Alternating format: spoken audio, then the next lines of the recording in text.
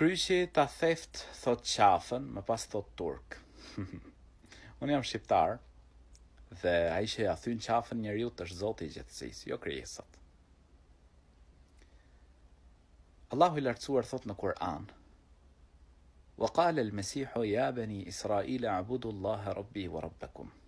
Mesihu, pra Jezusi, tha: "O bani Israil, adhuroni Allahun, Zotin tim dhe Zotin tuaj.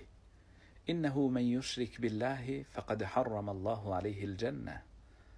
Ai i cili adhuron dikë tjetër përveç Allahut, Allahu ja ka bërë atij haram, pra të ndaluar xhenetin. Wa ma'wahu an-nar, dhe përfundimi i tij, vendi i tij do të jetë zjarri. Kështu kuptohet prej ajetit. Thirrja që unë bëj është që ne të adhurojmë Zotin e gjithësisë, krijuesin absolut, Allahun e lartësuar, t'i lutemi vetëm atij.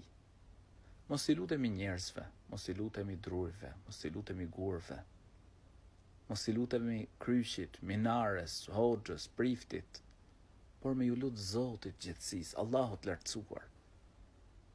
Profeti a.s. Muhamedi a.s.